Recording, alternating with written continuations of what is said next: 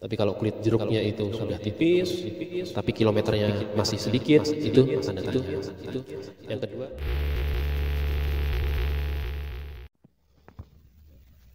Ya, untuk bagian interior, kalau bagian interior ini sih kita bisa narik kesimpulan, narik cerita bagaimana perlakuan dari si pemilik terhadap mobil ini. Apakah mobil itu terawat, bersih, atau dibiarkan kotor. Karena kalau mobilnya kotor, hampir pasti orangnya nggak perhatian terhadap mobil. Terhadap mesin juga bisa nggak perhatian, terhadap yang lain juga nggak perhatian ya.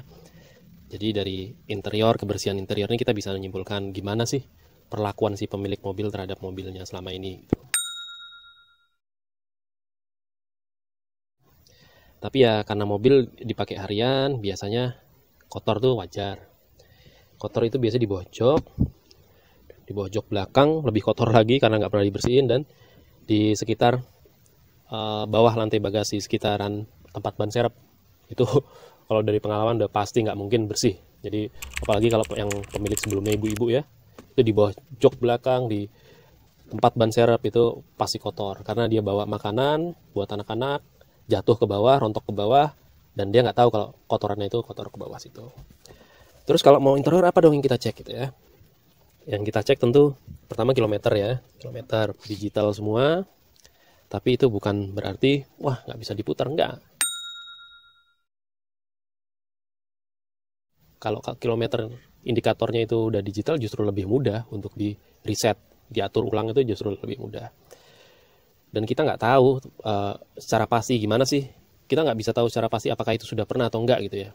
Karena tanpa membongkar ini saja bisa untuk ngeriset indikator jarak tempuh tuh bisa. Tapi dari tanda-tanda itu kita bisa perhatikan adalah dari kulit jeruk ya. Ini kalau untuk setir udah kita bungkus, tapi kalau Anda perhatikan di setir itu konturnya atau istilahnya kulit jeruknya ini harusnya masih terlihat jelas ya. Kalau terutama di bagian atas ini ya, kulit jeruknya ini kalau itu Anda buka, Anda lihat kulit jeruknya polanya seperti ini dan dia masih tebal, berarti mobil itu belum terlalu tinggi jarak tempuhnya. Tapi kalau kulit jeruknya itu sudah tipis, tapi kilometernya masih sedikit, itu tanda tanya.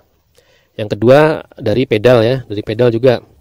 Pedal, karet pedalnya itu kalau Anda lihat masih tebal, kalau karetnya itu tadi masih tebal, kilometernya minim, itu sesuai. Tapi kalau kilometernya minim tapi karet-karet ini sudah tipis, itu jadi tanda-tanda yang kedua ya. Itu sih yang bisa dicirikan dari itu saja. Kalau dari shift knob ini enggak ya, karena mayoritas Karimun itu ininya mudah pecah, entah itu Estilo generasi 1 atau kedua, ini kalau kepanasan itu di 50.000 km udah pecah ya. Ini diganti murah, harganya cuma 60.000.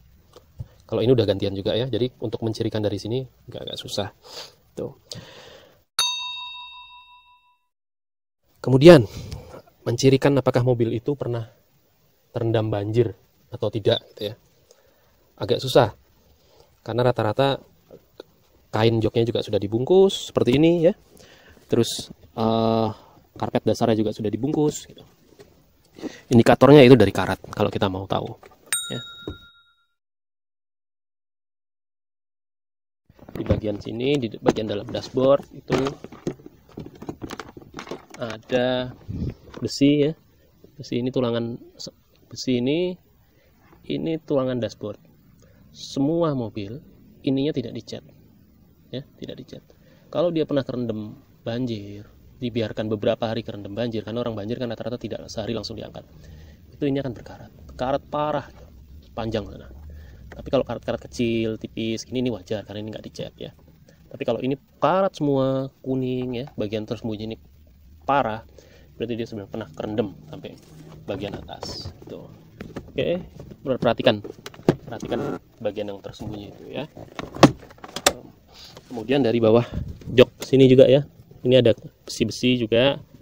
Nah, besi-besi ini juga rawan berkarat. Kalau dia pernah kerendam, perhatikan juga ini, maka akan karat ya. Jadi ketika Anda mengecek mobil, justru jangan terpaku pada bagian yang terlihat jelas.